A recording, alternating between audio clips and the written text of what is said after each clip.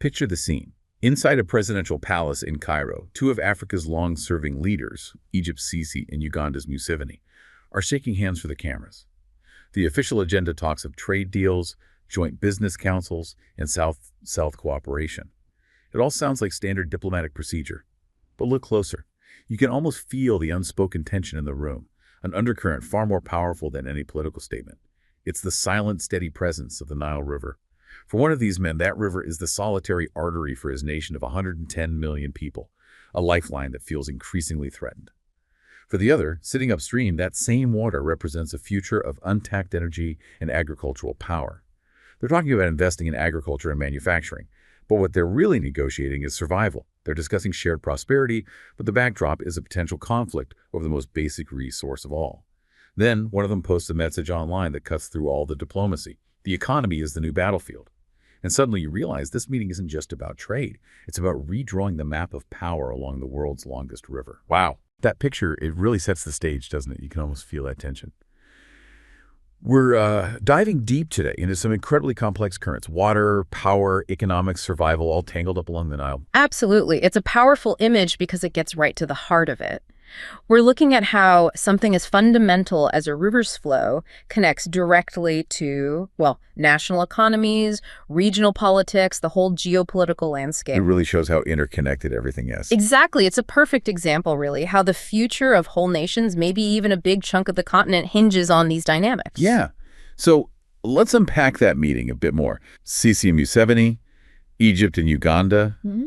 The Nile is just, it's right there in the middle, isn't it? Undeniably. For Egypt, I mean, think about it. You have 110 million people. Right. And 99% of them live on this tiny sliver of land, just 5.5% of the country, right along the Nile. That's an incredible statistic. It is. So for them, the river isn't just important. It's everything. Their water, their farms, their industry, their whole existence, basically. So you can immediately understand the high stakes, Mm-hmm. the potential for friction when that single source is shared, especially with countries upstream like Uganda who, have their own big plans for development using that same water. Precisely. The potential for tension is baked right in. Okay, so the Nile is this lifeline, obviously, but also, as we said, a potential flashpoint. We hear about water wars, water disputes. Yeah. How does that actually play out? How does it become real tension on the ground? And crucially, what tools do diplomats even have for something this fundamental? That's the key question, isn't it? How do you navigate this? What's really interesting, though, is that while, yes, water can be a huge source of conflict, it's also increasingly seen as, maybe counterintuitively, a catalyst for cooperation. Really? How does that work? Well, this is where something called water diplomacy comes in. It's essentially this politically focused process. The goal is to stop water tensions from boiling over. Right. And instead, actually use the shared need for water to encourage collaboration. It's about mixing technical water management, know-how, hydrology, flow rates, environmental stuff, with the tools of diplomacy, international relations, law. So bringing different worlds together. Exactly. You need the scientists talking to the diplomats, the lawyers talking to the engineers. It draws on all these different fields to try and find common ground. The aim is really to turn these potential fights over water into shared opportunities. Making peace through water, not war over it? That sounds optimistic, maybe. But surely it's incredibly difficult, especially if trust is low to begin with. Oh, absolutely. It's a huge challenge. And you hit the nail on the head. Trust. Or rather, the lack of it. Studies looking specifically at the Eastern Nile, where Egypt, Sudan, Ethiopia, Uganda are, they consistently point to a lack of trust as the single biggest hurdle. Number one problem. Pretty much. Trust in this kind of situation, it means one country feeling okay about being vulnerable to what another country might do based on expecting something positive, even though there's always uncertainty. That's a tricky balance. It is. And it's reciprocal. Trust isn't just the goal you hope to achieve through diplomacy. It's also what enables cooperation in the first place. You build a bit, you cooperate a bit, hopefully that builds more trust, and so on. It's meant to be a positive cycle. Okay, here's where it gets really interesting then. Right. How do you actually build that trust? I mean, when the stakes feel existential, like for Egypt's 110 million people relying on that river, what are the practical steps? You can't just flip a switch. No, definitely not. It's a long game, more like building blocks. Researchers looking into water diplomacy have identified several key areas where you can really focus trust-building efforts. It's got to be multi-pronged. Okay, so what's the first block? Well, a really foundational one is transparency through shared information and data. This is huge. Meaning what exactly? Sharing river flow numbers. Yes, things like that, but also going further, it means a real emphasis on exchanging data openly, and even better, jointly producing it. Imagine scientists from Egypt, Uganda, Ethiopia, all working together. On the same projects. Right. Doing shared analyses, maybe joint fact-finding missions to measure water levels, check water quality, assess future needs together. There's an example from the Mekong River.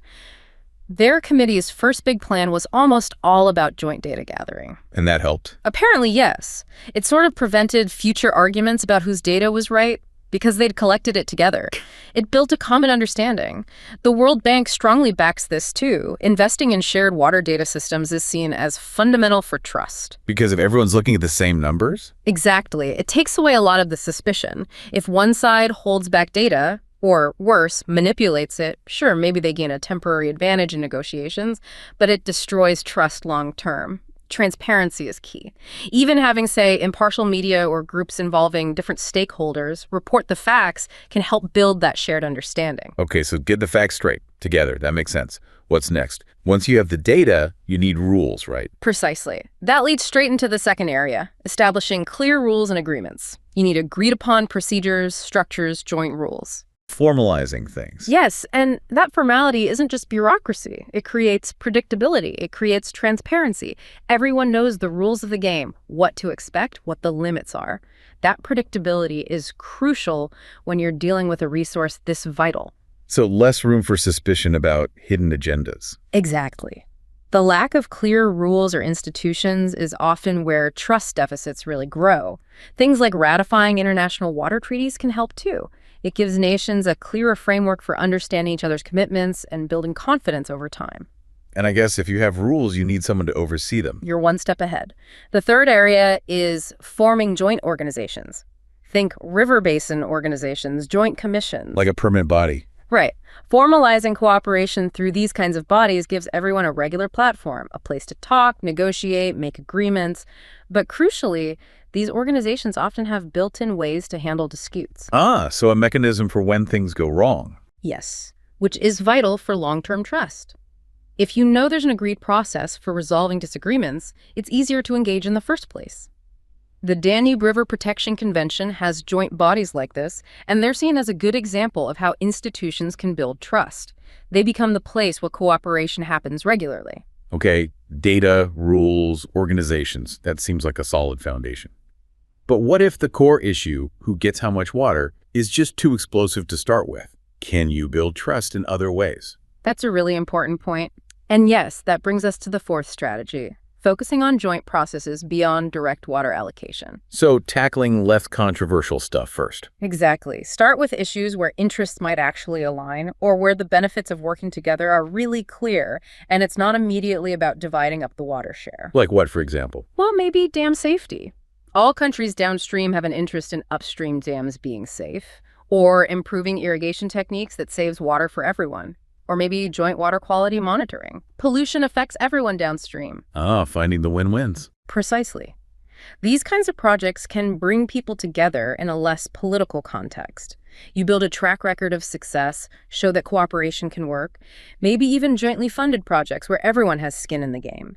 Even if you can't agree on water quantity yet, working together on quality or conservation can build really valuable bridges. That makes a lot of sense. Start small, build confidence. Could you even take it further, beyond water entirely? Absolutely. And that's the fifth area, which is potentially very powerful, cooperation beyond water itself. Meaning what? Trade deals? Yes, things like that. Shifting the focus deliberately beyond just the river to the broader relationship. Linking water discussions to bigger national goals, like regional environmental security or joint disaster prevention planning. So embedding the water issue in a wider context of cooperation. Exactly. Think about it. If countries are deeply interdependent economically, if they trade a lot, if they invest in each other, the incentive for conflict over water goes down, right? Because there's more to lose? Precisely. So fostering economic cooperation, supporting democratic institutions, building trade links, These are all highlighted as ways to build a general climate of trust. That positive atmosphere can then spill over and make tackling the tough water issues a bit easier. You could integrate water talks with energy and food security discussions, for instance, create a whole web of shared interests. It's about making cooperation the most logical choice, in a way. Okay, so we've got data, rules, institutions, non-contentious projects, and broader cooperation. What about the people involved, the human side of diplomacy? Crucial. And that brings us neatly to points 6 and 7, which are really closely linked: interaction and learning and stakeholder engagement. So just getting people talking. Pretty much, but in structured ways too. Simple interaction, formal and informal, is seen as vital. Multi-track dialogues involving different levels, not just top leaders, but officials, experts, civil society. Even things like informal picnic table talks between decision makers in a relaxed setting can break down barriers. And the learning part. Joint learning is key. Co-producing scientific knowledge, like we mentioned with data, fosters shared understanding. Tailored training programs, educational exchanges between water professionals from different countries, these build common ground. Even field trips taking officials to see places where water cooperation is working successfully can be really inspiring. Showing that it's possible. Exactly. And building on that interaction is stakeholder engagement. This is often called track 2 diplomacy. It means going beyond just government officials. Who else gets involved? Water users themselves, farmers, NGOs, academics from universities, local communities, even less obvious ones like the business sector, the media, funding institutions, and, critically, making sure marginalized groups are included. Like women. Yes, women are often highlighted. They can play a really significant role in building trust networks within communities, bringing different perspectives. The key is creating safe spaces where all these different voices can be heard and contribute openly. It makes the whole process more transparent, more accountable, and that builds confidence. It sounds like moving beyond closed-door meetings to something much more inclusive, like building a wider community around the river. That's a great way to put it, which leads to the 8th point: cultivating collective identity and inclusivity. Collective identity. Yeah. Across borders. It sounds ambitious, but even fostering cooperation at a sub-regional level, maybe within smaller parts of the Nile Basin, can act as a sort of training ground for trust, building it from the bottom up.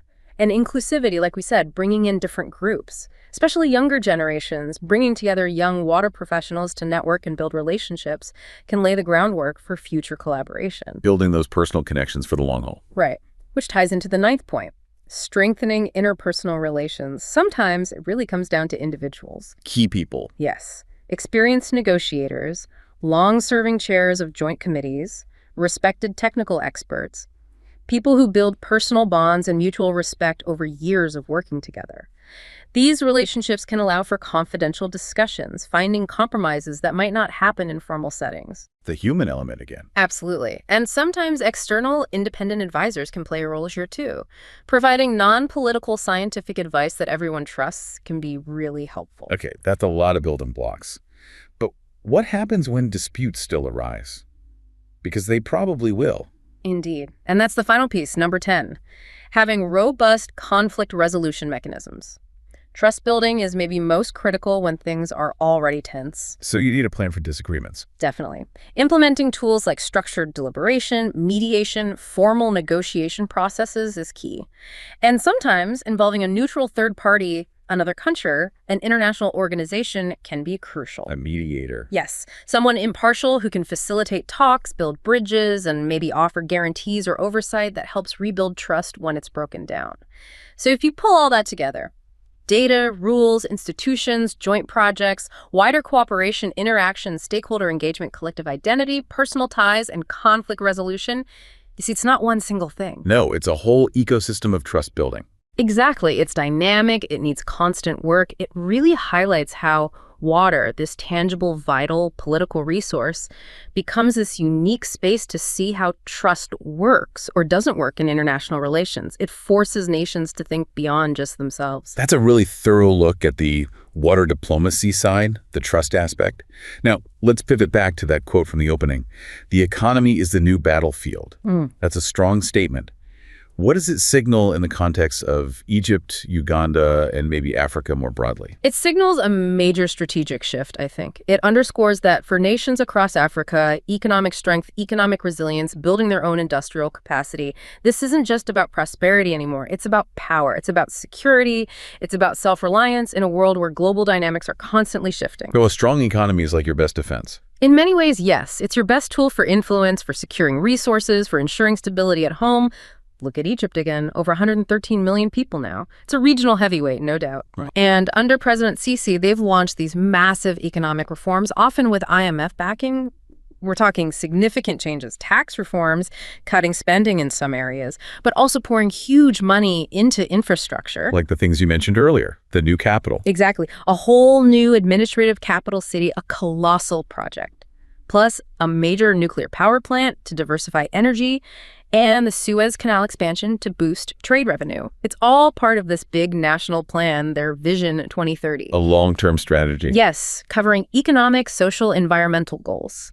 Specific targets for development, energy, science.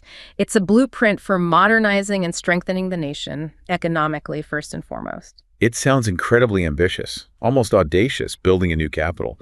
But what are the bumps in the road? What are the economic challenges Egypt faces trying to pull this off? It can't be easy. No, not at all. Despite the ambition, Egypt faces some serious economic headwinds. There's ongoing instability in their currency and finances, a weaker Egyptian pound, which makes imports expensive, stubbornly high inflation hurting ordinary people, capital flight where money leaves the country, and rising public debt, which eats up government funds. And a really critical issue is jobs. Not enough jobs being created. Well, the growth they've had hasn't created enough jobs, especially for their huge young population. That youth bulge, around 37%, aged 15-29 back in 2023, needs millions of new jobs every year. If they don't materialize, that's a recipe for social unrest. A ticking clock almost. In a way. And another, maybe less obvious challenge is agricultural waste. Huge amounts of food, nearly 20% of production, are lost after harvest or during transport. In a country so reliant on the Nile for food, that's a major inefficiency they need to tackle. So yes, grand vision, but very real, complex economic hurdles. That really puts the battlefield idea into perspective. It's an internal struggle, too. Yeah. So how do countries like Egypt and maybe the continent as a whole plan to navigate these challenges? Is this where that South-South cooperation comes in? African nations working more closely together? Yes, absolutely. That's seen as a crucial strategy. South-South cooperation, especially between major African economies, is viewed as a framework for boosting regional industrialization, making trade fairer within Africa, and achieving, ultimately, a kind of collective economic liberation. Moving away from dependence on the global north. That's definitely part of the motivation. Building more self-reliance, strengthening their own regional markets and supply chains, especially as global power shifts. Egypt, for instance, has been a strong supporter of the African Continental Free Trade Area, the AfCFTA. Right, that huge free trade zone. Exactly. The idea is to create the world's largest free trade area by number of countries. For Egypt, it means easier access for their goods into the massive sub-Saharan market, and vice versa. Boosting trade within Africa is a major goal. It sounds potentially transformative. But how much trade actually happens within Africa now? And what are the practical hurdles to making something like AfCFTA really work? Well, the potential is enormous, precisely because the current level is quite low. For Egypt, trade with the rest of Africa is only about 3% of its total trade. Only 3%. Wow. Yeah, so huge room for growth. But the obstacles are significant. You've got bureaucracy at borders, corruption slowing things down, complex regulations that act as non-tariff barriers, sometimes a lack of skilled workers, and often difficulty for businesses to get credit to expand across borders. The nuts and bolts challenges. Exactly. But there are initiatives trying to tackle these, like the Tripartite Free Trade Area, TFTA, that's trying to merge the rules of 3 existing trade blocs in Eastern and Southern Africa to simplify things, cut costs for businesses. Streamlining the system. Right. And beyond just intra-African trade, there are partnerships being explored with groups like BRICS, Brazil, Russia, India, China, South Africa, and now new members, including Egypt itself. So connecting with other major developing economies? Yes, looking at things like funding for climate adaptation, renewable energy projects, which Africa needs massively, and building overall resilience. Egypt itself has made big strides in energy, reaching universal electricity access and aiming for 42% renewables by 2035. That energy progress could be a basis for wider regional cooperation. So the challenges are real, but the push towards African economic integration and self-reliance is undeniable. It's fascinating. So the Nile might be a point of tension over water, but the shared economic challenges and opportunities could actually be a force pulling these nations together in a different way, leveraging shared markets, shared resources for a stronger future. That's the hope, certainly. Transforming the battlefield into a shared economic project. Okay, so we've talked water diplomacy, we've talked the economic battlefield. This brings us naturally to the wider picture of regional security. The Horn of Africa, where the Nile flows, well, it's often in the headlines for instability. How do these Nile water issues connect to the broader security problems? And are African nations stepping up to find their own solutions? They absolutely connect, and the situation in the Horn is indeed incredibly complex. Just look at recent years, like 2024. You had the devastating conflict in Sudan causing a massive humanitarian crisis. Right, a huge tragedy. Huge. Then you have increased rivalry and tension around the Red Sea and Gulf of Aden, these crucial shipping lanes attracting lots of external powers, plus internal conflicts or instability in Ethiopia, ongoing problems in Somalia. It's a region facing multiple overlapping crises, and external actors often fishing in troubled waters doesn't help. A real powder keg in some ways. It requires very careful handling, for sure, and nuanced analysis followed by decisive action, ideally led from within the region. So how does water security, specifically the Nile issue, weave into that volatile mix? Is it a trigger for conflict, or does it just make existing problems worse? Both, really. It's intrinsically linked. The Egypt-Ethiopia dispute over the GR Dam is a major geopolitical fault line running right through the region. It directly impacts stability, food security, energy plans. And climate change must be making it worse. Massively. Climate change is a huge threat multiplier here. Rising sea levels directly threaten Egypt's Nile Delta, the agricultural heartland. Estimates suggest 12–15% of their best farmland could be affected. That's terrifying. It is. And then you have hotter temperatures, changing rainfall patterns predicted to cut agricultural output significantly across the region by mid-century. This environmental stress just piles onto existing problems, intensifies competition for water and land, potentially leading to displacement, migration, social unrest. It feeds the instability. Egypt does have national climate adaptation strategies, but it's a regional, even global challenge impacting a very vulnerable area. It paints a really stark picture. So in this tough environment, how are countries like Egypt and Uganda and others in the region trying to build security? Are they forging new partnerships? Are there African-led efforts gaining ground? Yes, there's a definite push towards fostering collective security and promoting African-led solutions. You see organizations like the Horn International Institute for Strategic Studies playing a really important role. What do they do? They bring together policymakers, academics, security experts from the region to really dig into these complex issues and develop homegrown recommendations.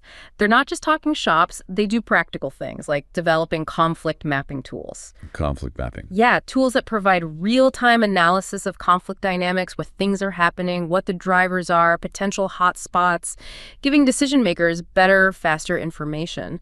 They've also been actively supporting IGA, that's the regional body, on its plans for the Red Sea and Gulf of Aden, trying to bolster regional cooperation on maritime security. So building capacity within African institutions. Exactly, taking ownership. The Horn Institute also works with international partners like IDEA or Japan's JICA, but the focus is on policy research that feeds directly into regional frameworks for peace and security. And does water fit into that security work? Explicitly. Their research on the Red Sea, for instance, provides recommendations on maritime security, economic development, tech innovation, but it specifically includes equitable water resource sharing as a key element. So they see the connection clearly. Absolutely. It shows a sophisticated understanding that water isn't separate from security, it's integral to it. The approach recognizes that stability isn't just about military power. It's about good governance, economic development, climate resilience, and addressing the root causes of conflict, including competition over vital resources like water. It's about African solutions for African problems, tackling the whole interconnected web. It's a really integrated view of security, recognizing all those layers. Hashtag tag outro. Well, this has been an incredible deep dive. We started with that tense handshake in Cairo and journeyed all the way through the Nile's crucial role, the idea of the economy as a new battlefield, the push for South cooperation, and the complex security landscape of the Horn of Africa. It really brings home how interconnected water, economics, and security truly are in this part of the world.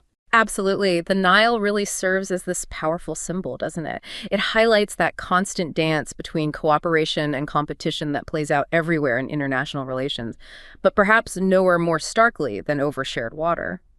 The path forward seems to hinge on turning that potential for conflict into actual shared prosperity. Building that trust we talk so much about. Exactly, through those tangible actions, through strategic foresight. It's a story of huge ambition, facing immense challenges, but also holding incredible potential if that spirit of collaboration can win out. It really is a potent reminder, isn't it? That even the toughest challenges, things that seem zero-sum like water scarcity, can actually become drivers for innovation, for new kinds of partnerships if nations choose cooperation. The future of power along the Nile, it seems, isn't just about controlling the water's flow anymore. It's about who can truly master the art of working together.